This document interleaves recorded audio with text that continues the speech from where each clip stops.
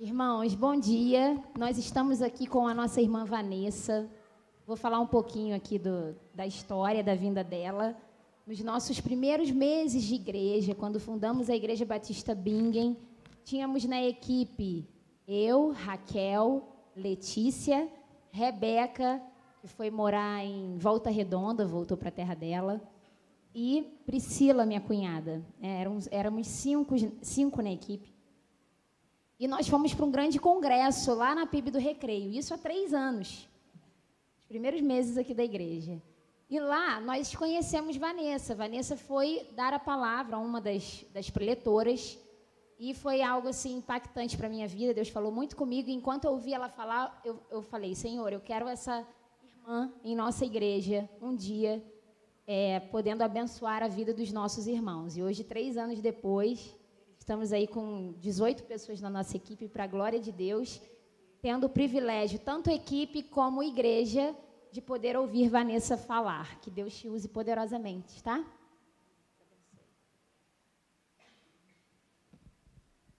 Amém. Louvado seja o nome do Senhor. A graça e a paz do Senhor Jesus para toda a igreja. Amém. Eu sou Vanessa Magalhães, eu sou mãe e eu sou primeiramente esposa do Osmar, né, que está ali, mãe do Mateus, do Felipe, tia do Eduardo, que também está ali comigo. E eu sou membro da Igreja Missionária Evangélica Maranata, lá no Rio de Janeiro, mais precisamente lá na sede, na Tijuca, onde atualmente eu lidero o ministério com crianças. E conheci, e o Conec realmente foi um momento muito especial na minha vida, porque naquele congresso ali, um dia, 1 ano antes dela ter me conhecido no congresso, eu estava no lugar onde ela estava, como ouvinte. Ganhei, irmãos, uma credencial para ir no congresso, de graça. O pastor falou, tem credencial aqui de graça para ir no congresso, quem quer? Eu? Aí falei para o meu marido, dá para ir, amor? Ele, de graça? Vai, eu dou um jeito aqui com os meninos, né? Vamos aproveitar. E naquele congresso, Deus falou com o meu coração poderosamente. Na última palavra, que foi a palestra da escritora Esther Mares, nesse congresso, é um congresso promovido pela AD Santos Editora, onde os autores, eles geralmente fazem as palestras relacionadas às suas obras. E ela falou com aquela plateia, e onde eu estava, e ela disse assim, olha, Deus tem me mostrado que aqui existem pessoas a quem Ele tem dado a sua palavra, sua revelação para esse tempo, mas elas estão engavetando essas revelações, porque elas acham que não é bom o suficiente. Eu quero te dizer que quando você julga algo que você faz em Deus, você não está julgando a você, mas você está julgando o Senhor, quem te entregou essa palavra. E Deus está dizendo para você desengavetar isso. Irmãos, aquela palavra é assim, puf. Eu fiquei tão atordoada com aquilo. E ela falava e continuava falando. Eu falei, chega, a última palestra eu vou tomar um café, não dá não. Fugi, né? Fugi igual o Jonas, irmãos. Saí correndo, fui lá para a cantina catar um cafezinho e ali uma mulher me abordou. E ela falou assim, Vanessa, e aí? Sentou comigo tomando um cafezinho, que eu não conhecia. Não, minto. Foi uma das pessoas que passaram pela gente ali no meio da palestra também. E ela falou, tá gostando do congresso? Eu falei, tô gostando, meus irmãos, foi uma bênção. E ela falou assim para mim, então, você vai voltar no que vem, né? Eu falei assim, sim, com certeza. Eu falei para ela assim, olha, inclusive agora eu desci um pouco, porque, nossa, Deus falou comigo de uma forma tão forte, né? Ele me confrontou de uma maneira tão forte, e eu desci para tomar um ar. E ela falou assim, é mesmo? Por que Deus falou contigo? Eu falei assim, porque há alguns anos, né, uns 2 anos atrás, quando eu concluí a teologia, o Senhor começou a trabalhar no meu coração uma inquietação muito grande pelo ensino da palavra de Deus às crianças. Eu sempre gostei de ensinar a palavra de Deus, fui enviada pela Igreja Batista, onde eu congregava na época, para ser seminarista, com o estudo da palavra de Deus, para ser educadora religiosa na época. Mas hoje o Senhor me chama a falar com crianças, e aquela inquietação foi tão constante no meu coração, que eu falei, Senhor, eu sei falar da Tua palavra, mas eu não sei fazer isso com criança. E o Senhor entregou o ministério com crianças nas minhas mãos, E eu falei, Senhor, e agora? E o Senhor foi me movendo numa rotina de estudos. Eu fiz o vestibular e comecei de novo a fazer pedagogia. E eu fui correndo atrás desse conhecimento, fazendo formação pela APEC, enfim. Isso resultou numa monografia, num TCC, que eu só consegui entregar depois de 1 ano de ter me formado no seminário. E aí, o meu orientador, na ocasião, disse assim para mim, Vanessa, por que você não faz disso um livro? Porque eu fui para o campo, fazer pesquisa de campo também, entender a realidade das outras igrejas. E o que me inquietava era, por quê? Pessoas que são criadas na casa de Deus, elas crescem e se afastam da presença de Deus. Aonde nós estamos errando como igreja? E aí eu fui correr atrás disso, né? Correr atrás desse conhecimento, e ela falou, é mesmo? E aí? Eu falei, eu engavetei isso. E eu falei, não, que livro, pastor? O senhor está louco? Isso é só uma monografia, né? Um TCC? Pastor, isso é coisa de professor que quer incentivar, né, o aluno. E eu engavetei aquilo, e meus irmãos, ele estava engavetado num criado mudo, bem assim, simples, que tinha ao lado da minha cama.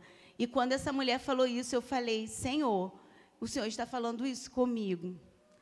E aí, quando eu terminei de contar esse testemunho para ela, eu falei assim, nossa, mas eu não sei nem por onde começar, eu não sei como se publica um livro, não sei nem como fazer, sabe? Mas Deus está falando comigo. Ela falou, e me entregou um cartão, meus irmãos. E ela falou assim, olha, eu quero conhecer a sua obra. E eu estava falando com nada mais, nada menos do que com Priscila Laranjeiras, que era a editora-chefe da AD Santos Editora. E eu mandei o material para ela, fiquei muito feliz, mas aí Satanás começou a trabalhar na minha mente, né? E falou assim, você vai mandar seu material, você nem conhece a pessoa direito. E se ela publicar como se fosse dela? Aí Jesus veio, o Espírito Santo, né? Falou assim, se ela publicar, tomara que publique, né? Porque pelo menos vai ser útil para alguém, porque eu entreguei a você e está engavetado há 2 anos. Então, eu fui depois disso, né, irmãos? Eu falei, vou entregar. E 6 meses depois, o Senhor nos deu a graça de publicar a Educação Cristã na Infância. Muita coisa aconteceu ao longo dessa caminhada. Esse livro não foi um livro escrito em 6 meses, foi um livro escrito em 3, 4 anos, não sei, acho que até mais, talvez. E ele foi lançado. E a gente esgotou a primeira edição, que é essa aqui que está comigo. Graças a Deus, a gente já foi para a segunda, e na segunda, Deus já tinha ministrado tanta coisa ao meu coração. Enfim, ele se tornou essa obra sobre a qual eu vou conversar um pouco com vocês. E, às vezes, as pessoas falavam assim para mim, mas isso aí é indicado para pais, professores, aqui está escrito, né? Indicados a pais, educadores. E aí o Senhor fala comigo, minha irmã, esse livro é um livro indicado a quem é a igreja. Quem é a igreja aqui? Esse é um livro para você, se você é a igreja. Tá? E você vai entender o porquê. E aí, depois, numa rotina de ministração, de capacitação de professores e tudo mais, o Senhor me deu a oportunidade de lançar Planejamento e Prática no Ministério com Crianças, com o Ministério Infantil, que é uma coletânea de tudo que você possa imaginar sobre Ministério Infantil e sobre o ensino da palavra às crianças. Então, aqui, a gente vai ensinar como ensinar as crianças a orar, como falar de Jesus para as crianças e muitas outras coisas, irmãos. É bastante coisa. E ainda tem uns QR Codes de canções de composição própria que nós tínhamos, que o Senhor foi me dando, e a gente compartilha aqui também com vocês. Inclusive, canções onde a gente trabalha o ensino da oração com as crianças, a disciplina em casa, na sala. Então, que vocês possam depois conhecer essa obra, tá? Amor, eu queria que vocês viessem aqui só para eu apresentar vocês, por favor. Podem vir aqui. Então, essa é a minha família. Meu esposo, meu filho Felipe, de 13 anos, Mateus tem 16, e o meu sobrinho, o Eduardo, que fez 19 semana passada, tá? É linda a minha família, né, irmãos? Parece até de revista, né? É perfeita, não é? Tira uma foto. Só que não. Vamos lá, muito obrigada. Nós somos extremamente dependentes da graça de Deus em todo o tempo. E é só por isso que a gente está aqui. Porque a gente vai dividir essa experiência, que não é fácil, a gente não nasce sabendo, não tem um manual para cada filho que chega na nossa vida, não existe um manual extremo para cada marido, para cada esposa, mas existe a palavra de Deus, existe o Espírito Santo de Deus, que quando nós nos colocamos diante dele, ele nos ajuda, ele intercede por nós, ele nos ensina. Então, vamos aprender do Senhor um pouco mais, amém? Pode passar para mim, meu irmão? Isso aí é um pouquinho... hoje eu leciono na Academia Kids, que é uma academia, é uma plataforma digital, onde esse livro, inclusive, se tornou um curso. E lá você tem acesso não somente ao curso desse livro, mas a várias outras pessoas que ministram na área de educação infantil cristã, tá? E vários assuntos. Eu também atuo como missionária. Aqui em cima está uma foto da gente na Jordânia, foi a última missão que a gente trabalhou no ano passado.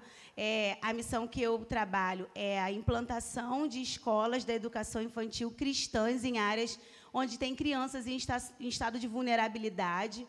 Então, eu acredito que duas coisas apenas podem mudar a história do homem. Primeira é a fé em Jesus Cristo, né, pelo conhecimento de Deus. E a segunda é a educação, né? Eis aqui é pedagoga. Então, nós trabalhamos nessa implantação. E Deus abriu uma porta no meio do deserto, no meio dos muçulmanos. E a gente foi lá no ano passado implantar a Escola Refúgio, que é um projeto da pastora Cláudia Guimarães. E aqui embaixo foi aqui no Brasil, no Nordeste, lá em Tabuleiro Grande do Norte, né? A gente vai com uma equipe. Aqui do lado eu no meu trabalho de todos os dias, eu trabalho no Hospital do Câncer, trabalhei como profissional de saúde muitos anos, hoje trabalho na equipe de educação continuada, na formação de alguns dos funcionários, dos atuantes, e ali na minha igreja, ali com os meus pequenos também. Amém? É isso. Então, eu gostaria agora, vamos avançar, por favor? Eu sempre coloco essa foto, irmãos, não só para mostrar, né, minha família, mas, acima de tudo, para dizer que o primeiro ministério é esse. A palavra de Deus diz que, se a gente não cuida deles, a gente é pior do que o incrédulo. Então, a sua família é o seu primeiro ministério. O que você faz aqui precisa ser só apenas uma extensão da sua casa. O seu primeiro aluno, a sua primeira ovelha, são os seus próximos, tá? Então, não se esqueçam disso. Pode passar, meu irmão. Eu estou falando, o irmão está onde que eu estou falando com ele? Eu estou falando... Oi, irmão, Deus abençoe, irmã. É porque eu estou... Gente, onde eu estou... Tá bom. E a gente vai falar um pouco de educação cristã na infância. Por quê? Porque a gente ouve falar muito sobre educação, mas a gente sabe pouco sobre educação, não é verdade? E o que é educação, basicamente? Educação é um processo através do qual a gente usa alguns meios, algumas formas adequadas para fazer com que alguém chegue a um determinado objetivo.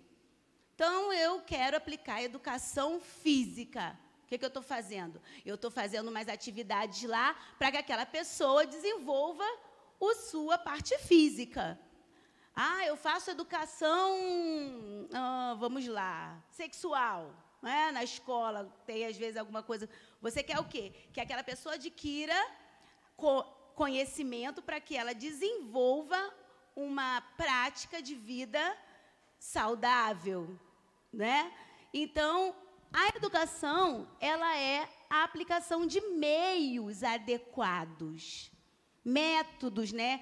As pessoas falam muito em metodologia na educação, mas metodologia nada mais é que um caminho. Eu estou aqui nesse ponto, eu quero chegar até o teclado. Nossa, vou andar até o teclado.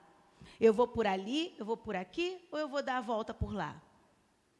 Eu preciso escolher um caminho. Qual é o melhor caminho para eu chegar aonde eu quero? Certamente é aqui, o mais curto, sem obstáculos, onde eu vou demandar menos energia. Cheguei no meu teclado, estou aqui. Então, isso é educação, tá? Pode passar. Minha irmã, mas por ser um processo, a gente não pode acreditar que ela acontece num único lugar, num único momento. Esse é o nosso erro. Às vezes a gente pensa assim, mas eu não sou professor, eu não sou educador. Educação, ó, gente, dentro dessa linha, tá? Ou então, lá dentro da igreja, tá para a escola. Vai lá para dentro do seu pai. A educação acontece em todos os momentos. Aqui, agora, vocês estão sendo educados e eu estou sendo educada por vocês. Porque educação é relacionamento. Como a gente estava conversando na IBD, eu estou me lembrando ali da irmã que estava compartilhando comigo na mesma classe. Relacionamento. É por isso que o relacionamento na igreja é tão importante. Porque é através dos relacionamentos que Deus nos educa. Que Deus nos ensina. É através do outro. E é por isso que eu não posso pensar que a minha vida, as minhas atitudes, elas não estão formando aqueles que estão do meu lado, inclusive as crianças. Porque elas não são boas de ouvir, de fazer o que a gente pede. O cérebro delas ainda não estão pronto para compreender a complexidade dessa explicação da linguagem que a gente utiliza. Então, elas observam e fazem o que a gente faz. Fazem o que a maioria das pessoas que convivem com ela fazem. Então, educação é em todo momento. Olha lá, a criancinha ali olhando para a estátua, no meio dos outros bebezinhos, no meio dos outros colegas, junto com a gente. É assim que a gente faz educação. E quem é o educador nesse processo? Ora, aquele que emprega os meios para que isso aconteça, consciente ou inconscientemente, querendo ou não querendo. Vanessa, não fala isso comigo, não. Me pede qualquer coisa na igreja, mas a coisa que eu não tenho talento é para ser professora de criança, educadora infantil, e não dou para isso. Deixa eu te falar uma coisa. Mesmo sem estar lá dentro da sala, compondo uma escala dentro de um ministério, você educa as crianças dessa igreja. Cada vez que você passa por ela, cada vez que você olha ou não olha para ela, cada vez que você expressa um ar de acolhimento, um sorriso ou uma cara assim de quem está repreendendo a atitude que ela está fazendo naquele momento, tenha a certeza que você está educando. Naquele momento que o culto está rolando, você está lá no corredor batendo papo, você está educando ela. E naquele momento que ela está aqui e você está ajoelhado aos pés do Senhor e você está com as suas mãos erguidas adorando ao Senhor, você está educando ela. Em todos os momentos, você está educando os seus filhos e aqueles que são seus filhos também. Eles estão espelhando, eles estão copiando o que nós fazemos. Existe um teórico muito interessante, deixa eu ver se eu vou lembrar o nome dele exatamente agora. Ele tem uma teoria, eu não falei, né, minha formação, eu sou pedagoga, né, psicopedagoga, mas sou também especialista em neurociência e aprendizagem. Tá? E tudo isso, irmãos, foi só uma corrida, uma busca incessante em Deus, primeiramente, né, porque primeiro eu estudei a palavra de Deus, para fazer o melhor possível no ministério que o Senhor me confiou, amém? Então, quando ele fala, esse autor, se eu não me engano, é o Brufenbauer, é isso mesmo. Ele desenvolveu uma teoria ecológica, que ele fala sobre a importância do nosso meio no processo educativo. E aí ele vai falando das várias esferas, aquelas pessoas que estão diretamente ligadas à vida da criança, aquelas que estão ligadas as pessoas que estão ligadas diretamente. Aí você pensa assim, mas o meu chefe não impacta na vida do meu filho. O meu trabalho não impacta na vida do meu filho. Impacta sim, porque se o seu chefe muda o seu horário, ele pode te levar a uma mudança de vida que indiretamente vai se refletir na vida do seu filho. Mas então a comunidade que eu vivo não tem nada a ver. Tem a ver. Porque tudo que acontece no entorno vai impactar na formação desse ser que está em desenvolvimento. Então, não adianta tentar colocar a educação numa caixinha. Ela não cabe numa caixinha. E como educadora, a minha missão é vir aqui e expandir a mente de vocês para isso que está acontecendo o tempo todo à nossa volta e a gente não se dá conta. Ah, mas ninguém pode exigir isso de mim porque eu sou só um adolescente. Ok, sinto muito. Você está fazendo parte desse contexto também. Você também está educando outros, influenciando outros através das suas atitudes boas ou ruins. Não tem como fugir dessa responsabilidade. Somos igreja. Somos cristãos ou não somos. As nossas atitudes refletem Cristo ou não. E elas vão produzir bons reflexos ou não. A gente precisa ter essa consciência. Não tem como correr, a não ser que você decida viver dentro de uma caixinha. Você dentro da caixinha. Mas não é possível. A gente precisa se relacionar. Então, saiba, você é influenciado e você está influenciando a vida de alguém. Mesmo sem se dar conta disso. Ok? Pode passar? E quem é o alvo da educação cristã na infância? Ora, a criança. Mas a criança, ela é um ser humano. E ela, mais do que um ser humano, legalmente, ela não é apenas um mini-humano, um adulto em miniatura. Ela é um sujeito de direito em desenvolvimento. A criança já nasce com direitos assegurados pelas leis humanas, mas elas também são reconhecidas, muito antes disso, pela lei de Deus. E nós vamos ver a Bíblia. Eu, quando comecei a trabalhar com isso, a debruçar sobre isso, eu comecei a ler a Bíblia, buscando o que a Bíblia fala a respeito da infância e das crianças. Como a gente passa despercebido por isso? A gente lê a palavra, mas a gente não percebe como Deus trata as crianças, como Deus trata com elas, como a Bíblia as inclui dentro desse processo da formação do povo de Deus, do reino de Deus. Pode passar? Oxe. Não, irmã, tá tudo bem. E o que nós desejamos desenvolver na criança? Vanessa, é óbvio. A educação cristã na infância. Eu quero acostumá-las a vir à igreja. É isso que a gente quer?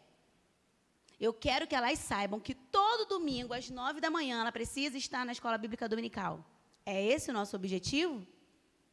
O nosso objetivo, meus irmãos, vamos ler juntos? Aqui, ó. O que desejamos desenvolver nas crianças, vamos ler juntos? Amém? 1, 2, 3.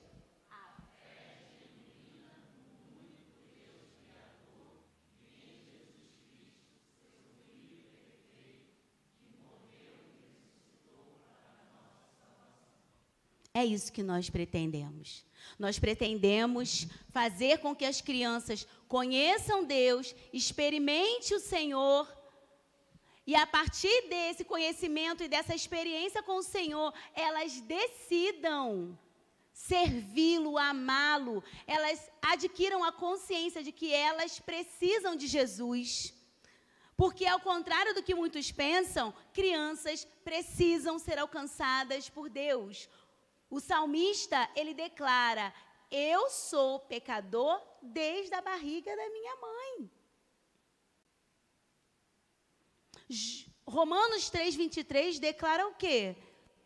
Todos pecaram e estão destituídos da glória de Deus. Ele diz assim: todos menos as criancinhas de colo. Todos menos as crianças até 7 anos não são pecadoras. A idade da consciência. Quem ousa dizer que idade é essa, gente? Porque na época que eu escrevi esse livro aqui, as crianças eram de um jeito. Hoje as crianças são de outro. As crianças da geração dos nossos pais foram uma, as crianças da nossa geração são outras, e dessa geração são outras. Não tem como você dizer quando é que um cérebro está totalmente amadurecido ou em condições ou não de fazer ou estabelecer qualquer julgamento. E ainda que você consiga uma ressonância magnética funcional que mostra assim, agora ele está tendo consciência do pecado, é agora que essa regra se aplica a ele. Nós não podemos esquecer que para esse contexto da educação cristã, nós contamos com o agir do Espírito Santo. Então, nós não podemos julgar a partir de que idade uma criança é capaz de reconhecer que ela precisa de Jesus. Agora, uma coisa é certa. Nós podemos dizer que desde que estão aqui sendo gerados, elas já têm a tendência ao pecado. E o quanto antes nós ministrarmos o Senhor, a palavra do Senhor, nós fazermos com que ela se desenvolva numa atmosfera cercada pela presença de Deus, pela ação do Espírito Santo de Deus, quanto antes ela poderá desfrutar dos benefícios da vida abundante que o Senhor Jesus declarou que veio para nos entregar. Além da vida eterna, que no momento oportuno o Espírito Santo vai trabalhar no coração dela. Mas para que ele trabalhe, como ouvirão se não há quem pregue? E como pregar se ninguém está disponível a fazê-lo? Quem é o responsável por isso? Quem será? De levar o evangelho a essas crianças, aos bebês que estão aqui, no ventre das suas mães. Quem será? Vamos avançar? Então, olha lá. Quem são os educadores cristãos para a criança? Todos que participam, direto ou indiretamente, da vida delas. Olha lá, eles estão seguindo, nem se deram conta que tem um baixinho ali atrás, imitando eles. Né? Assim é a gente. A gente está lá, tranquilo, pensando que está sozinho, que ninguém está vendo o que a gente está fazendo. E aí tem alguém te olhando, tem alguém se baseando em você, tem alguém te tomando por referência. E aí a questão que você precisa agora desenvolver é: o que eu gostaria que o meu filho fosse? O que eu gostaria que as crianças dessa geração fossem? Será que eu posso ser o modelo de ser humano que eu gostaria que se formasse para essa geração ou para as próximas gerações? Será que, com toda a minha imperfeição, eu estou me esforçando para, naquilo que me cabe, com o auxílio do Senhor, ser uma influência para as crianças dessa geração? Vamos avançar. Quem é o primeiro responsável, gente, por essa educação? É a família. É a família. Dudu, traz meu kit aí, minha bonequinha. Eu trouxe aqui uma boneca para vocês. Não, só a bonequinha e esse negocinho que está agarrado nela. Traz assim, coladinho, coladinho. Isso. Ela não está... Isso aqui representa... Amor, segura aqui para mim. Um casal. Um casalzinho, gente. Um casal novinho. Eu gosto de tanto de casal. Pode ser vocês. Vocês são novinhos. Não, pera lá. Vem cá, vocês são novinhos. Podem vir. Olha só, gente. Eles não são novinhos? Irmãos. Novinhos, lindos. Olha só. Segura aqui, meu irmão. Segura aqui, minha irmã. Você é a dona do útero, da fábrica, né? Mas ele participou dessa fecundação. E agora esse bebê está se formando dentro da barriga da mãe. O útero é esse lugar que tem a proteção, porque ela está dentro de uma bolsinha, que tem o afeto, o carinho, as emoções dessa mulher, que, amparada por esse homem também, consolidada, vão influenciar diretamente na vida dessa criança, porque eles estão ligados. Olha, gente, está ligado. Hoje os estudos já mostram que o sentimento da mãe, o emocional da mãe, ele altera a composição do sangue. E isso se reflete na formação do bebê. E aí, quando nasce, nasceu. Ó, corta o cordão umbilical. Vamos cortar aqui o cordão umbilical. Cortei. Saiu. É entregue na mão de quem, gente? Se o pai aguentar assistir o parto, é na mão, às vezes, do papai que vai primeiro, né? Quando o papai não aguenta, aí vai logo para o colinho da mamãe. Mas, de uma forma ou de outra, quem é entregue essa criança primeiro? É para essa família junto ali. Ai, que lindo. Isso. É por isso que a família é o primeiro responsável. Existe uma autora chamada Evania Reichard, que ela é uma psicóloga, e ela diz que a criança, ela não nasce pronta. Isso é verdade. Ela ousa dizer que apenas 25% do cérebro humano nasce pronto, dentro das suas conexões. E que 75% dessas conexões vão se formar aqui fora. Aí eu falei, Jesus, por que o Senhor fez isso, né?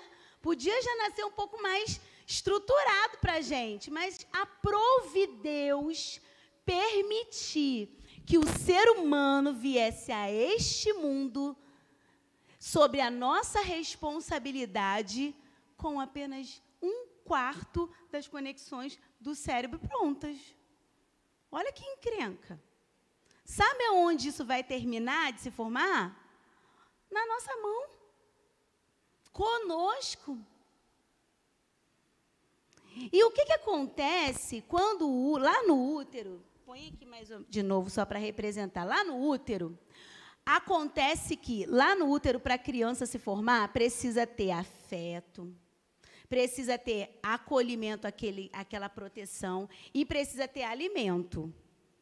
Tudo isso é o corpo da mãe que vai fazer para a criança. Mas não pense que vocês, pais, estão passivos nisso, não. Porque o suporte emocional, o suporte em todos os aspectos para que essa mulher gere a vida, é dado por vocês.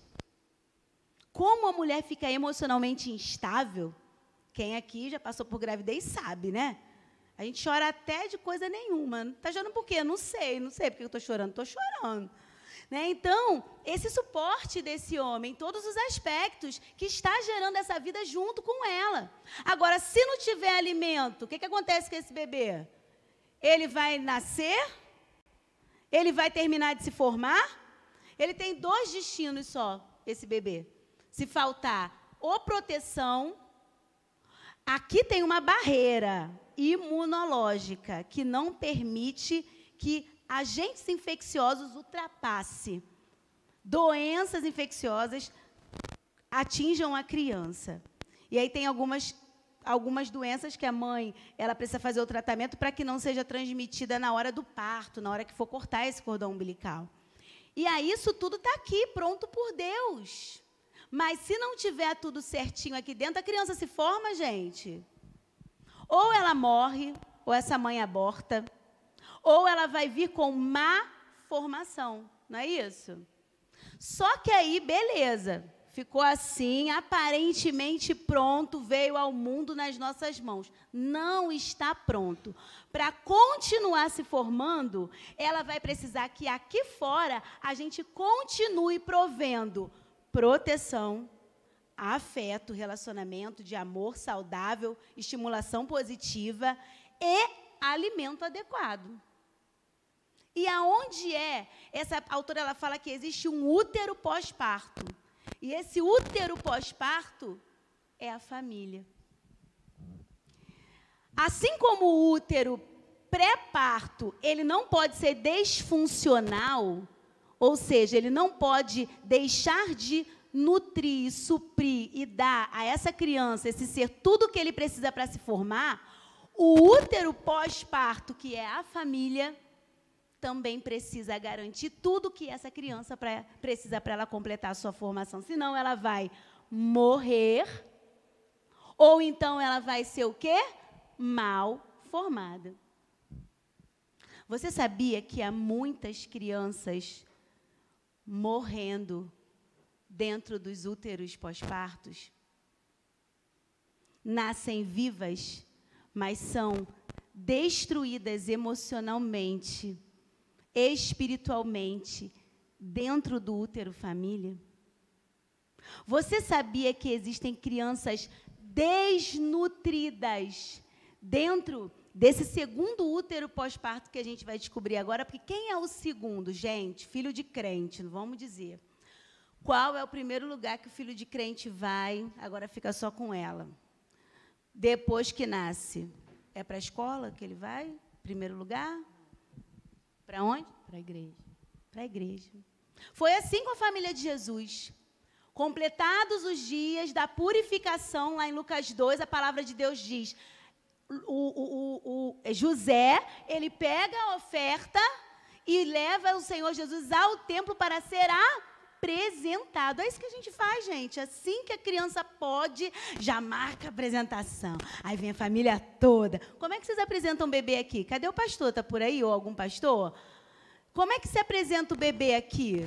Você sabe como faz? Vem aqui, pastor. Como é que... Só simula aqui pra gente. Só pra gente fazer o teatro. Esse casal que chegou com esse bebê. Papai, segura assim que o bebê tá molinho, papai. Não pode segurar. Papai. Como é que é, pastor? Fala aí pra gente. A gente vai pedir para que eles assumam perante a igreja o compromisso de criar esse nosso novo irmãozinho, né? Na presença do Senhor, ensinando ele a palavra do Senhor, ensinando ele a andar nos caminhos do Senhor. E o pai, normalmente, é quem vai fazer a oração. Nós temos hábito de fazer a bênção araônica. Então, o pai vai fazer a bênção araônica sobre a vida da criança. Amém, glória a Deus. E aí eu vou fazer a cena do Rei Leão, né? Pegar a criança aqui. Faz a cena do Rei Leão. Vai lá, pastor.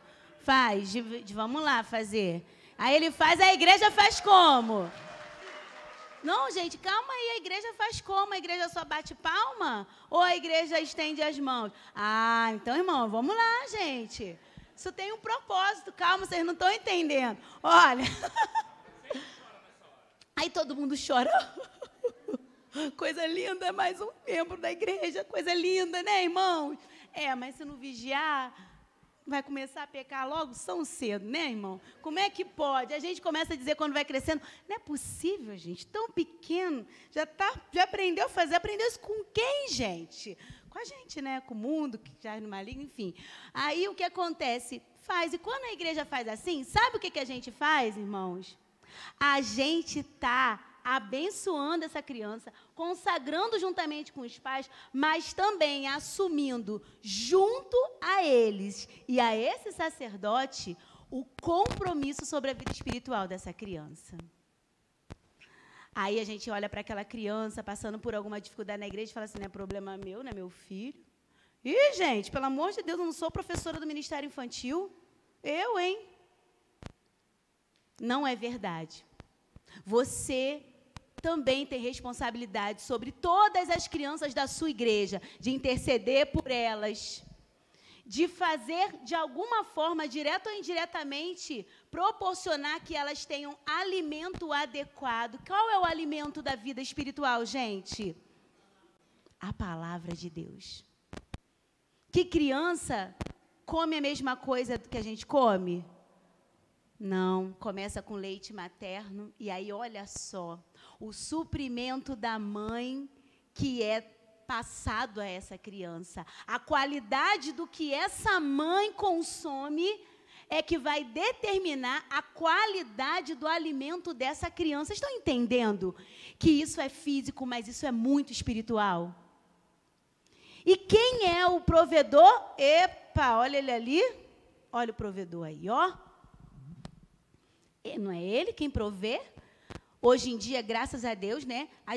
Os dois provêm juntos, muitas vezes, mas ele está ali, ó. Enquanto ela está naquela tarefa de amamentar, geralmente é ele que traz.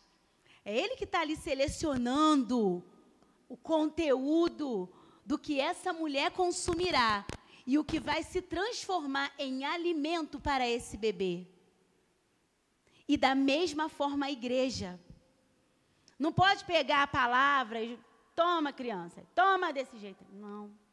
Ela ainda não tem condições de mastigar e digerir como nós, como eu e você. Então, precisa ser feito de uma forma diferente. E é por isso que as professoras aplicam aquele monte de visuais, né, irmão? Já viu professora do Ministério Infantil, quando sai? É cheia de coisas, né? Para que tanta coisa nesse culto, que é para as crianças? Gente, que trabalheira, depois vai ter que tirar tudo. É porque é a necessidade da criança, do visual, do concreto, porque é a forma que ela se nutre da palavra de Deus. Então, eu quero dizer muito obrigado, palmas para os nossos atores. Pode ficar aqui, obrigada. Essa é a forma, obrigada, Dudu. Essa é a forma que acontece. Então, igreja, vocês são responsáveis também. Mesmo que não estejam lá dentro da sala. Mas quando uma criança vem aqui e ela olha para você adorando ao Senhor, quantas crianças vão fazer do mesmo jeito? Pode avançar, meu irmão. Minha irmã, desculpa, irmã, tá? E aí, olha, família, igreja. Porque a igreja é formada por família. E o ataque à família é o ataque à igreja. Hoje o pastor lá na EBD falou sobre bases. A família é a base. Quando você ameaça a família, você ameaça a igreja. Você ameaça a vida humana. E o que Satanás tem feito, e ele já descobriu, e muitas vezes nós não entendemos, é que ele já descobriu que a infância é a melhor fase para o aprendizado. Não somente ele, como religiões extremistas, que pegam crianças para doutrinação muito novas e fazem uma lavagem cerebral, e elas acolhem aquilo como verdade de vida, irmãos. E nós estamos esperando. Deixa crescer.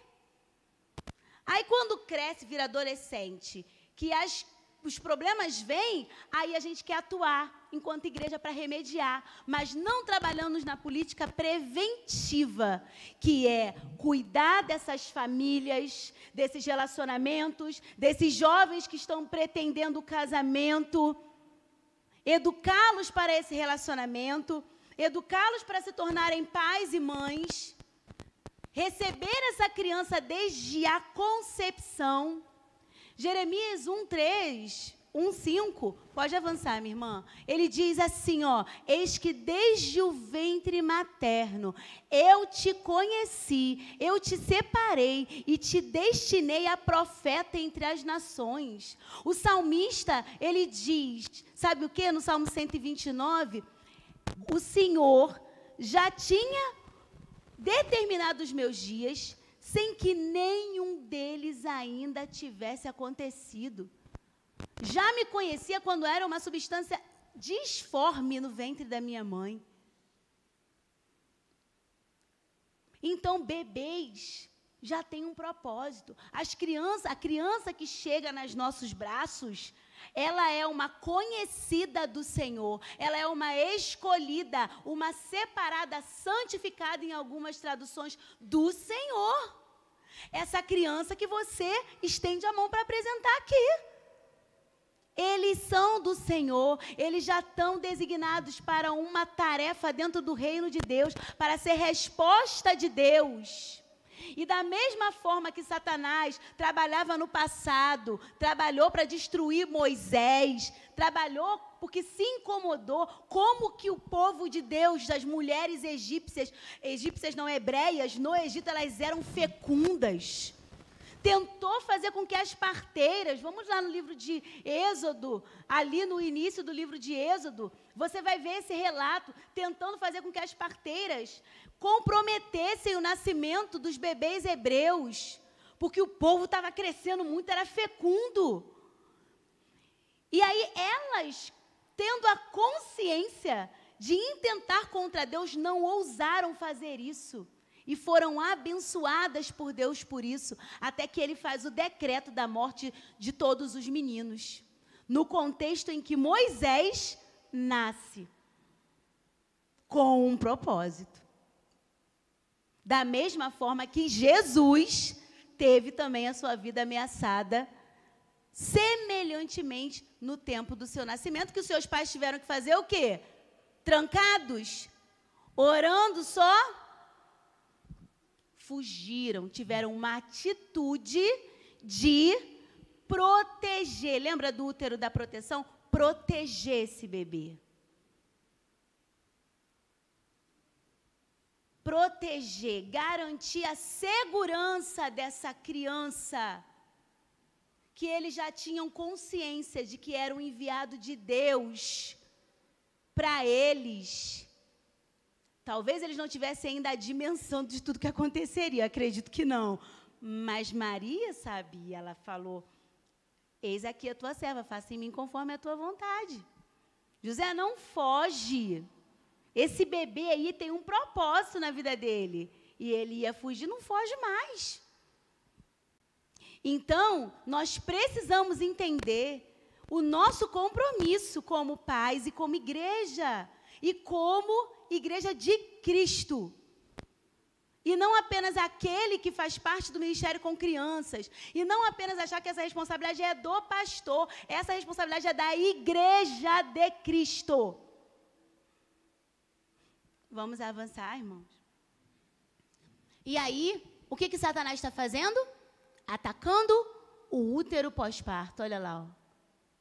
Porque aí, a criança, ela já vai sendo o quê? Ao invés de ser nutrida pela palavra de Deus, nutrida por um ambiente saudável, de paz, de acolhimento, de ação do Espírito, ela vai sendo marcada por um lar desestruturado, por pais disfuncionais, por pessoas que não têm a noção do que representa esse processo de formação humana desde o ventre. Rompendo, quebrando as alianças feitas entre esse homem e essa mulher, para fazer com que essa criança nasça com 75% da sua estrutura cerebral para se formar num lugar que não terá condições de prover aquilo que ela precisa para não ser mal formada ou abortada.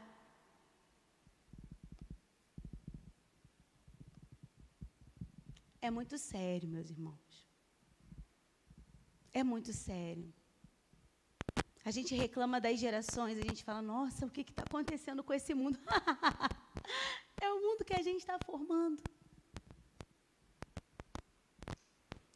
É a criança que está vendo como a gente se comporta, o que a gente fala, como a gente louva, como a gente adora, como a gente é cristão ou não. E está seguindo o fluxo.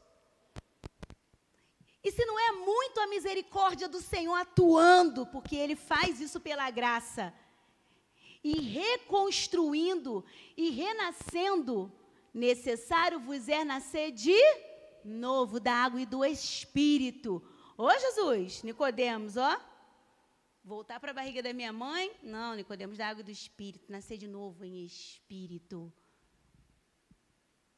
Os nossos filhos, eles vão nascer naturalmente, biologicamente. Mas o renascimento no Espírito, ele não vai acontecer naturalmente. Ele precisa de investimento da nossa parte, primeiramente, da parte da igreja. Vamos avançar? E aí, só mais uma coisa, irmã. Volta só um pouquinho.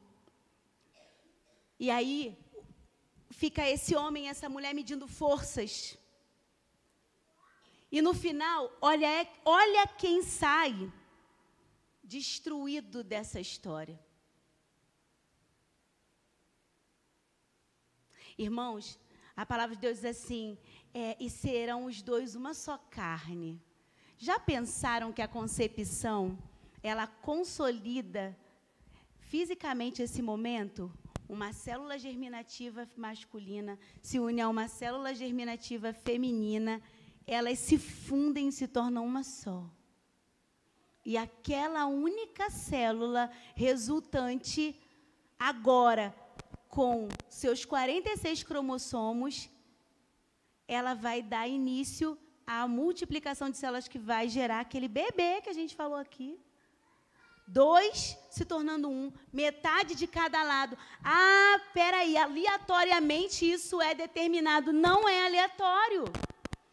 Eu não acredito que o que somos foi uma escolha aleatória da natureza. Isso não é verdade. A palavra de Deus não diz isso. Ela diz que fomos conhecidos do Senhor, separados do Senhor. Então, tudo que somos, cada característica, cada combinação genética que está dando origem, que está dando, expressando uma característica física ou uma característica nossa, do nosso ser, da nossa personalidade, é fruto de Deus.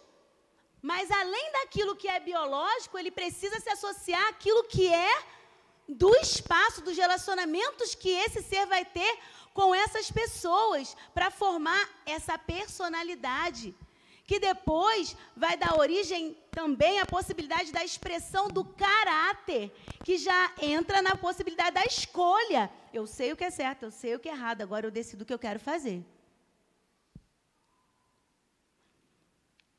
E que tipo de caráter nós estamos formando? Imprimindo o caráter de Cristo ou deixando a mídia, a escola, ou então delegando isso para a igreja, que muitas vezes vai se resultar, irmãos, em um dia por semana, no máximo 2. Será que é suficiente isso para combater o nível de acesso à informação que as crianças de hoje têm, através de tudo que elas recebem de estimulação, informação atraente, interessante? E como é que está sendo esse seu compartilhar de vida da palavra, esse nível de envolvimento afetivo que vai permitir que o coração dessa criança se abra para receber, para acolher a tua instrução? Quem não se relaciona, não afeta. Pode passar. Crianças precisam ser acolhidas. O povo estava trazendo as crianças para que Jesus tocasse nelas. Os discípulos repreendiam, eles estavam incomodados com a presença delas. Mas Jesus não estava. Deixem as crianças virem a mim. Como será que nós, como igreja, estamos nos comportando a respeito das nossas crianças? Será que estamos incomodados com a presença delas? Ou será que estamos sendo essa ponte, esse caminho, através do qual ela se ligará a Jesus? Pode passar, minha irmã. Crianças precisam ser protegidas. Olha ali, Jesus colocou-as no meio dele. Nossa, tem igreja que não gosta de deixar a criança nem um pouquinho no culto, pelo amor de Deus, já vai direto para o ministério infantil, para a salinha, atrapalha, incomoda. Como que eles vão ver? Como eles vão aprender essa igreja?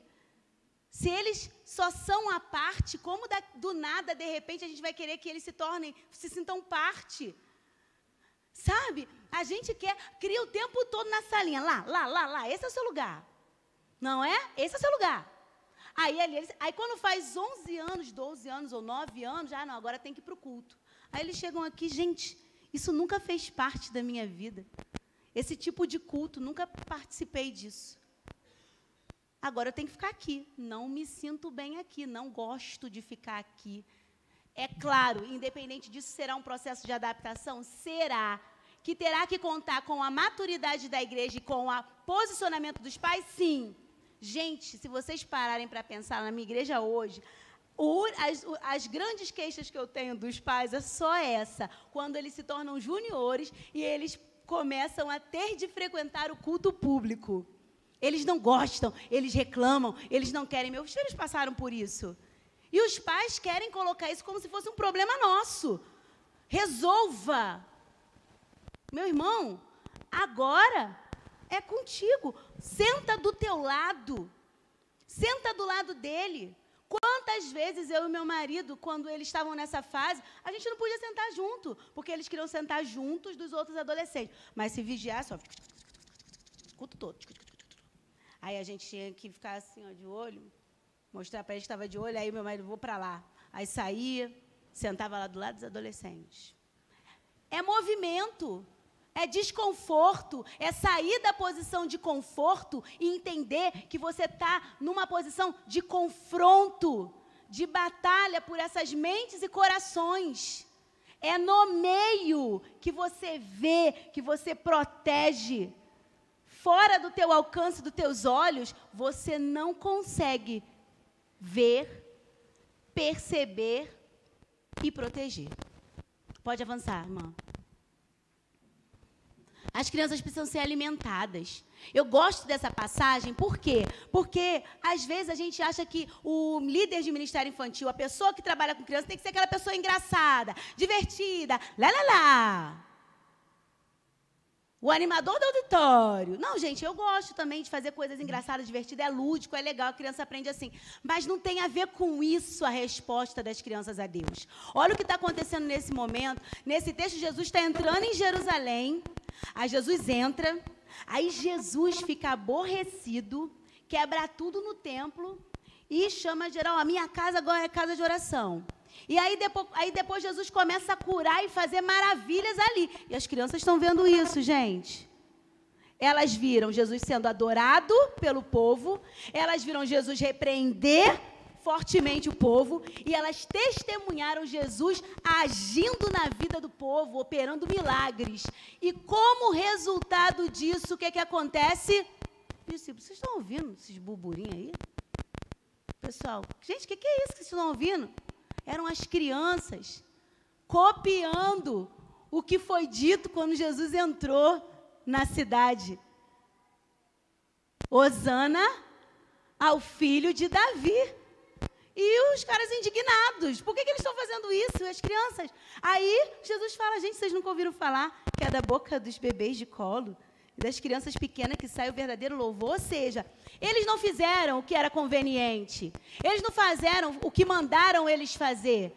Eles observaram, eles viram Jesus agir, eles viram Jesus repreender, e eles, como resultado dessa experiência, espontaneamente começaram a adorar a Jesus.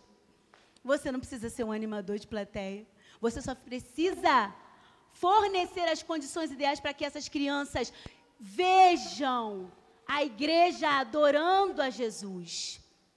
Veja Jesus exortando a igreja e veja Jesus operando milagres e maravilhas no meio do seu povo.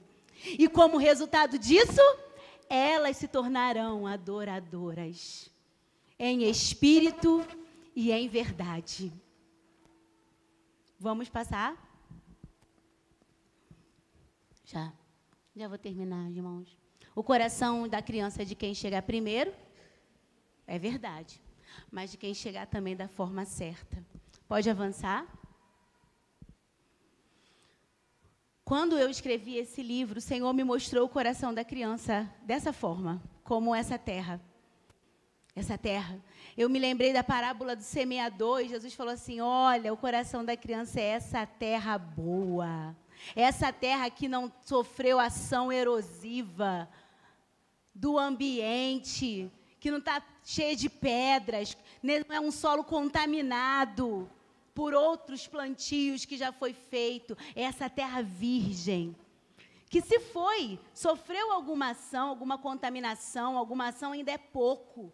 Não teve tempo de danificar tanto esse solo. Pode avançar, minha irmã.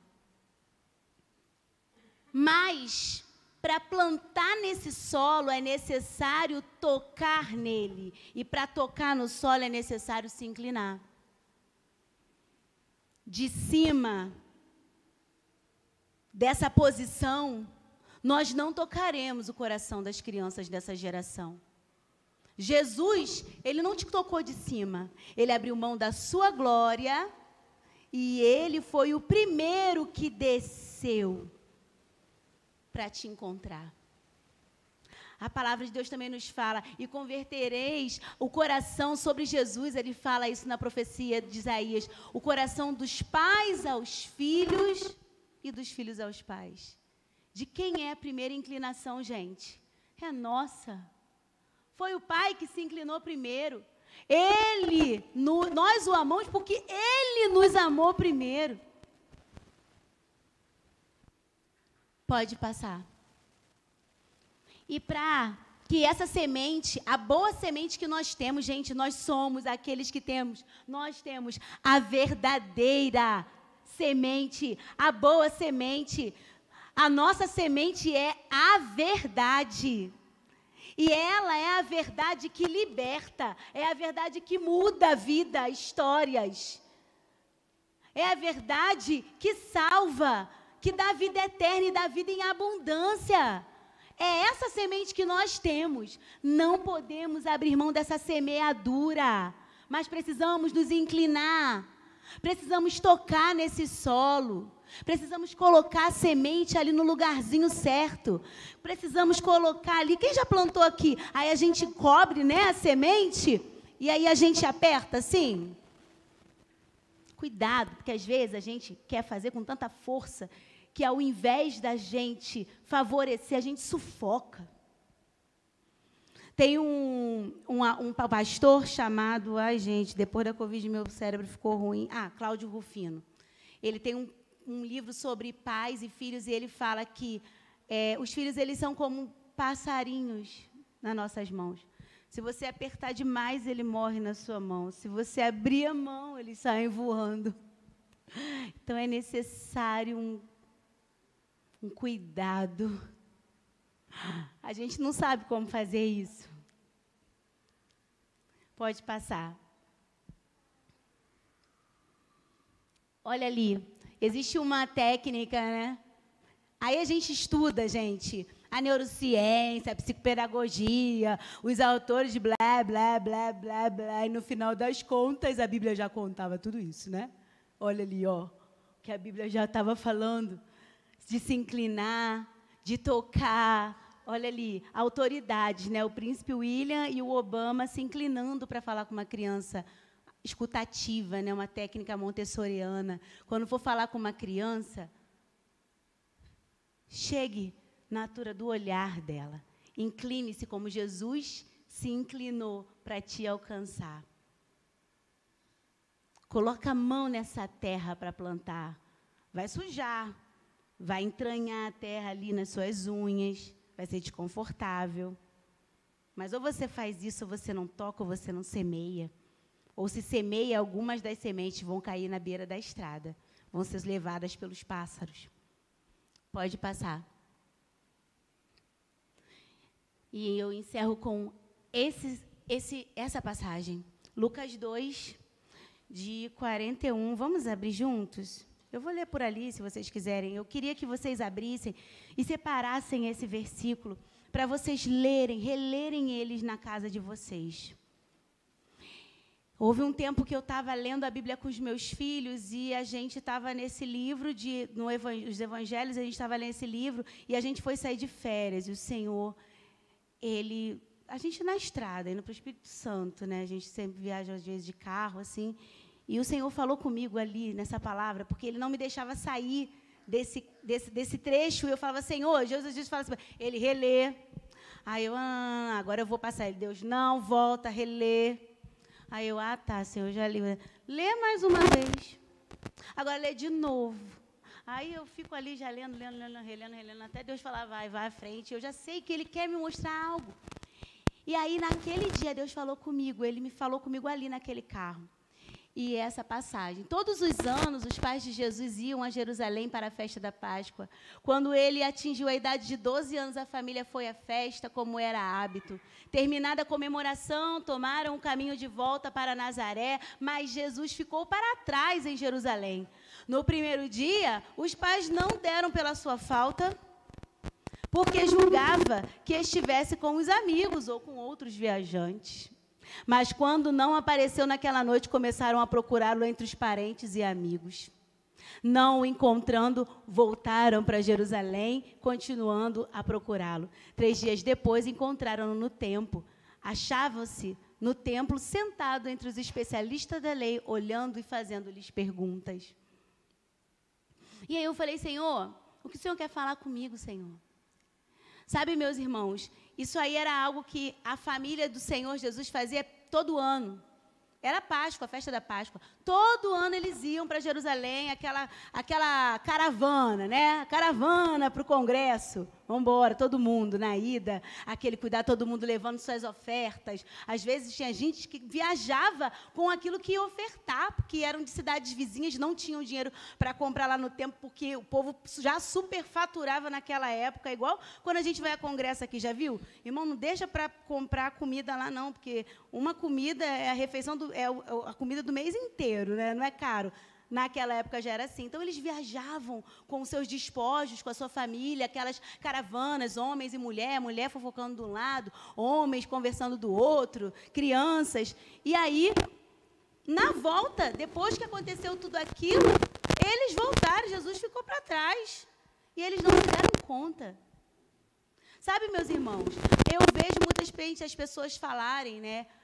Jesus se perdeu. Jesus não se perdeu, não, irmãos. Jesus foi esquecido mesmo lá para trás. E eu falo, Jesus, meu Deus, mas José e Maria, esses homens que foram escolhidos por Deus para serem os pais do seu filho, que veio ao mundo com uma missão, Senhor. Eles esqueceram um menino lá atrás. Só se deram conta depois de 3 dias. Irmão, pensa aí. Que coisa, né? Que pânico. E aí, eu fico pensando, Senhor, às vezes eu paro para pensar, o que será que Maria tinha de especial, Senhor, para ser a escolhida? Aí se José, Senhor, você não vê tanta coisa, meu irmão. Sabe o que você vê em Maria? Uma disponibilidade, porque ela diz assim, eis aqui a tua serva, cumpra-se em mim conforme a sua vontade. E José também teve até vontade de sair correndo, de fugir, mas aí o anjo apareceu para ele, vai, e voltou. Homem como qualquer outro. Homens têm essa tendência, tá? Eu, como trabalho no Hospital do Câncer, que vejo muitas mulheres internando para se tratar, a mulher fica ali até o fim. O homem, irmãos, ele não consegue lidar muito bem com essa coisa de sofrimento. Ó, a tendência da maioria é correr. A não ser quando, né, é de Deus, o homem. Agora, também aqueles que abraçam de verdade. Mas é ser assim. Assim como a mulher também tem suas peculiaridades. Mas Deus tratava com aquele homem. Mas ele não era tão especial em nada. Ele só era um homem. E aí você ouve a Bíblia falar dele também aqui em Lucas capítulo 1. E tendo cuidado de cumprir tudo segundo a lei do Senhor lhes ordenava. Você vê isso falar algumas vezes aqui, se eu não me engano, 3. Inclusive no início desse texto. E tendo cuidado de cobrir tudo conforme a lei do Senhor lhes ordenava, eles foram festejar. Aí voltaram, esqueceram o menino lá. Irmãos, criança anda sozinha? Criança é responsável por si? Adulto se perde. Criança se perde, irmãos? E foi isso que o Senhor falou para mim. Vanessa, sabe aquela primeira questão que você me perguntou lá no início de tudo, que você ficava em...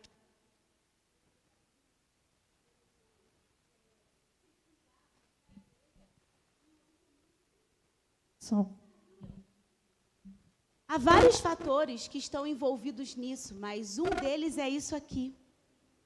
Crianças não se perdem. Crianças são perdidas. Elas não se perdem porque elas não têm tutela sobre si. Somos nós quem deixamos eles para trás em algum momento da nossa caminhada. A gente segue com a nossa vida, com os nossos objetivos, com o nosso ministério. E quando a gente se dá conta, eles ficaram lá atrás. E aí eu quero te perguntar hoje, para a gente encerrar. Aonde está o teu filho agora? Pode passar, minha irmã. Aonde está o seu filho agora? Olha aí, cadê a criança? Cadê seu filho? Eu queria pedir, porque a irmã Jéssica falou que eu podia avisar ela quando as crianças podiam descer. Alguém pode avisar ela? Cadê seu filho? Tá lá com a irmã Jéssica no Ministério Infantil. Não, irmão. Não estou falando fisicamente. Eu estou te perguntando, cadê a mente e o coração do teu filho? Está na tua mão? Está ao seu alcance? Está junto com você? Ou ficou lá atrás e você não se deu conta? Pode passar, minha irmã. Hoje, a gente tem um estudo realizado pela Universidade de Harvard, pelo Centro de Desenvolvimento Humano, falando sobre a negligência emocional, como que isso afeta a vida de um ser humano a ponto de representar como se ele tivesse sido abusado sexualmente ou violentado fisicamente durante toda a infância. A negligência afetiva. Quem quiser procurar, pode. Tem até vídeos desse teórico lá falando. E essa doutora Raquel Zondaza, ela fala assim, para especialista, a prática, né, da negligência parental que envolve a negligência em vários aspectos, inclusive a espiritual, ela diz assim, ó, o ato de não cuidar da criança da maneira e não prover as necessidades básicas, físicas, emocionais, psicológicas e espirituais, eles não consideram espiritual, mas eu coloquei agora na minha nova tese. Espiritual, diferentemente da violência física, que traz consequências aparentes e visíveis, é, por vezes, uma criança que aparentemente é nutrida, é bem cuidada, mas está negligenciada emocionalmente. E a gente não consegue enxergar. É um tipo de negligência, de violência, que a gente não enxerga fisicamente. Por isso mesmo, esse tipo de negligência parental não tem nem lei para punir.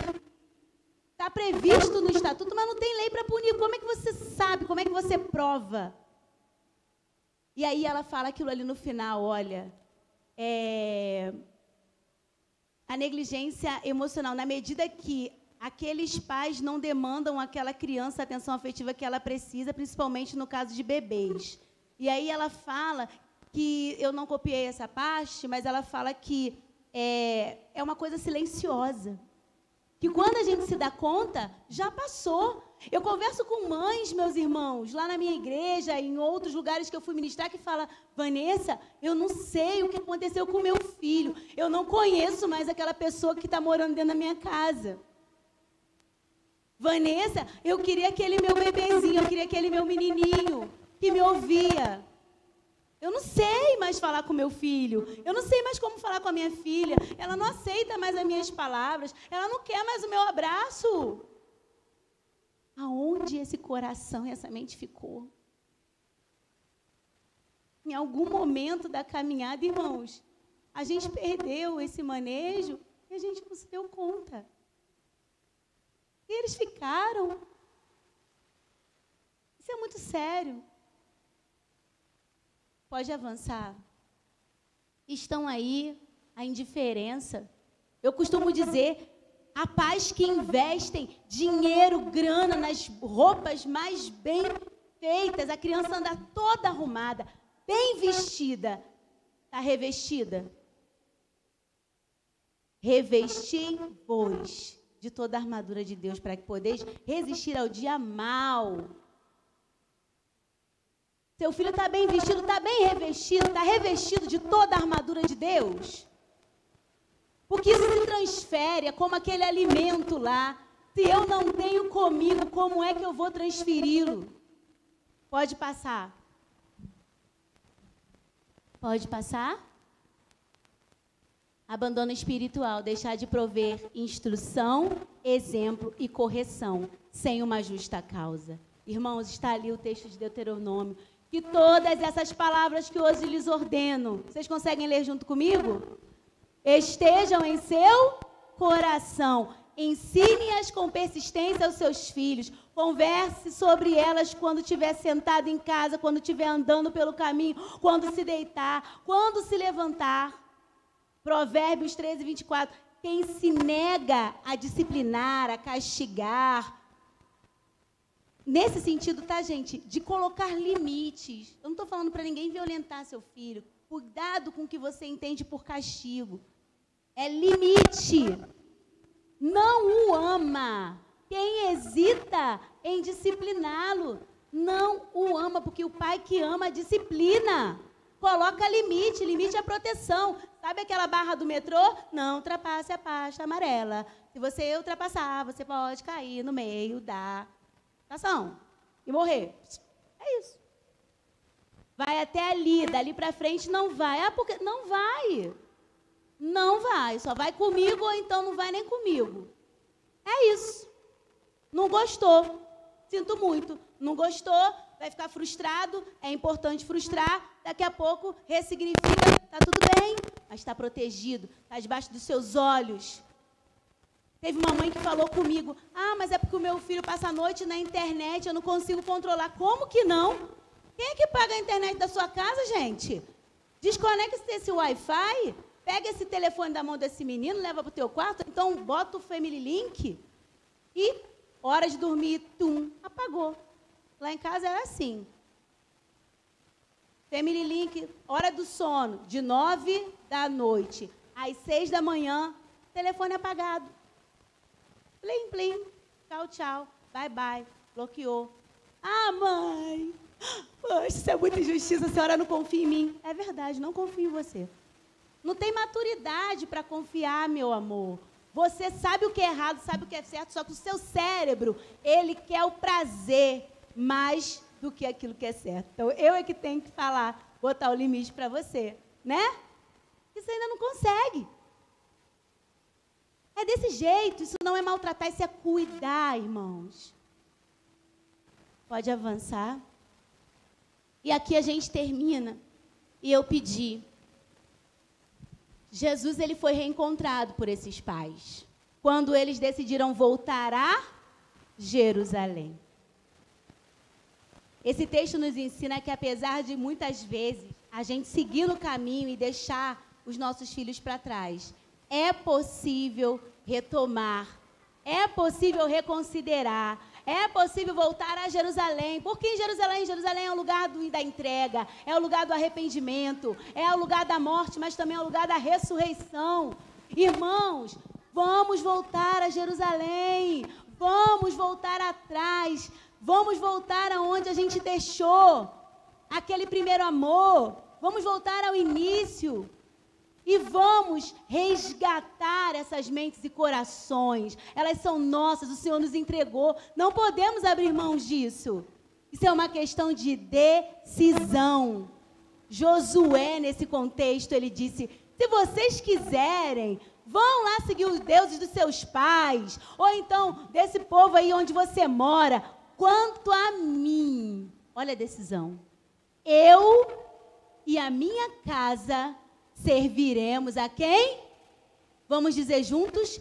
Eu e a minha casa serviremos. Essa decisão foi dos filhos dele? Ele perguntou, meu filho, você quer? Não. Esposa, você quer? Não. Ei, quanto a mim, não sei vocês, mas eu e a minha casa serviremos ao Senhor. E hoje eu pedi para trazer as crianças aqui, porque a gente vai orar por elas. Existe uma música da pastora Adacélia, eu não sei se eles conseguiram ouvir, liberar, que é uma coisa, é um testemunho muito lindo. O filho dela, ele foi para a escola e quando eles sentaram para jantar à noite, ele falou, mãe, eu quero te contar uma coisa. O quê? Ganhei um concurso da escola. Ganhou, meu filho? Ganhei. Aí ela, então conta para a mamãe que concurso é esse. O concurso da criança mais insignificante da escola. A mãe, o quê? Amanhã eu vou lá nessa escola, meu filho. Pode deixar que eu vou ver que história é essa. E aí acabou ali. O menino foi deitar, ela foi lá e disse, meu filho, a mamãe vai atrás disso. Eu vou atrás disso. Aí ele falou para a mãe dele, falou assim, mãe, não precisa. Ela, como não? Você foi ofendido? Isso é bullying? Mãe, não precisa. Eu não preciso que a senhora faça isso. Porque eu não sou aquilo que dizem que eu sou. Eu sou aquilo que você me ensinou. O que é que você disse que eu sou? E ele disse. E ela disse, filho, o que é que você é? Aí ele disse, mãe, A senhora me ensinou que eu sou um filho amado do Senhor. Ali ela se deu conta do resultado de todas as noites que ela investiu em ensino. Sabe, vai chegar um momento que, como Jesus, talvez os nossos filhos estejam sozinhos. Eles vão ter que andar sozinhos, meus irmãos. Eles não são Jesus. Jesus ficou no templo. Jerusalém era uma cidade que oferecia tantos riscos. Ele podia ter ido para tudo quanto é canto. Ele ficou no templo. Será que os nossos filhos estão prontos para, quando ficarem sozinhos, decidirem estar na casa de Deus? Ou desfrutar das benesses do mundo? Que tipo de filhos temos criado? A insegurança sempre vai parar nos nossos corações, para no meu, mas eu cantava essa música para os meus filhos. Eu queria convidar você para a gente encerrar cantando essa música de novo. Irmã, pode reiniciar. Vem cá, filhos, mamãe quer cantar. Vem, amor. Vamos, vem para cá para a gente orar junto. Mateus e Felipe. Ah lá, irmão, ele já está me detestando, porque ele odeia fazer quando eu faço as coisas, mas nós vamos abençoar os nossos filhos com essa canção. Tá? Se puder reproduzir, se tiver vídeo do YouTube com a letra. Pega o seu filho agora e começa a ministrar sobre a vida dele. Vamos lá. Começa a orar por ele. Começa a declarar bênção sobre a vida dele. Começa a olhar nos olhos dele e dizer para ele quem ele é, a importância dele na sua vida. Dudu, vem para cá também para a gente orar. Eu acho que eles não sabem. Ah, eles sabem. Os meus filhos sabem, mas não sei se eles vão querer. Segura, filho. Só segura. É assim, ó. Meu filho, eu te abençoo e te libero para prosperar. O Espírito de Deus está sobre ti.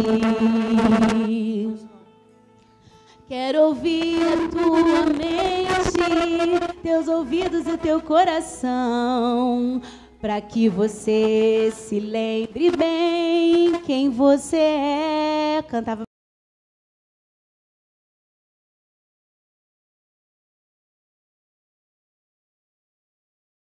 Espírito de conselho e fortaleza, diga para ele, o espírito de conhecimento, o espírito de temor, o espírito do Senhor está sobre ti, meu filho amado, abençoado.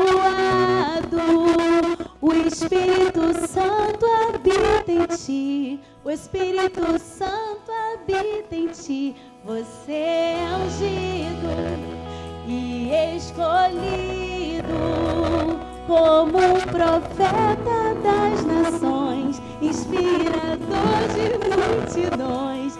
Tu serás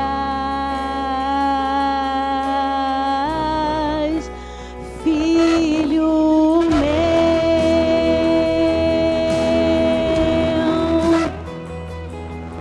Eu vou orar por você agora, e você que talvez o seu filho não esteja aqui, pensa no seu filho, onde ele está nessa hora.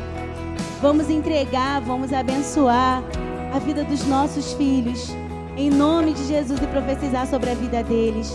Senhor, em nome de Jesus, eu quero nessa hora te louvar e te glorificar por todo o conhecimento na sua palavra, no seu Espírito que o Senhor tem nos concedido.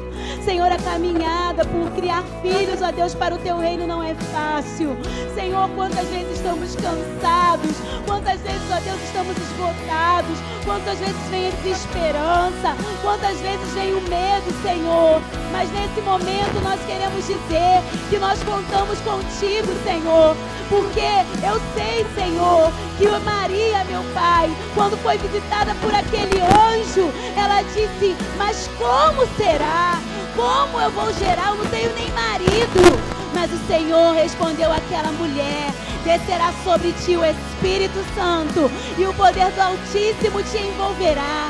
Senhor, é somente pela unção do teu Espírito, pela autoridade ministrada no teu nome, Senhor, pela capacitação do teu Espírito Santo, através da tua palavra, que nós poderemos criar filhos semelhantes a Jesus. criar meninos e meninas para ocuparem lugares de destaque nessa sociedade, nesse mundo que jaz no maligno. Será a tua resposta, Senhor, para o teu povo, para as urgências, Senhor, deste mundo, para proclamar o teu evangelho, para te amar, Senhor, para te adorar, Senhor, para dizer não às propostas do maligno, Senhor, para não lidar com benefícios, não escolher benefícios momentâneos e passageiros, ó Deus, para não aceitar as nomenclaturas, os estereótipos que o mundo tenebroso tem colocado pesares sobre a vida deles, fazendo com que muitos deles, Senhor, se automutilem, Senhor, sucumbam à depressão, mas que eles saibam quem eles são e que eles saibam porque nós os diremos, Senhor, diremos através da tua palavra que eles são filhos amados do Senhor, cheios do Espírito Santo, cheios do Espírito Santo. O Espírito Santo habita em ti, o Espírito Santo habita em ti. Você é ungido e escolhido como profeta das nações, inspirador de multidões. Tu serás filho meu. Louvado seja o nome do Senhor. Eu quero agradecer a Deus pela oportunidade de poder dividir. Eu peço perdão pelo avançar do horário, mas que vocês entendam que é um investimento. É um investimento necessário. Pastor, boa irmã, obrigada, Deus abençoe.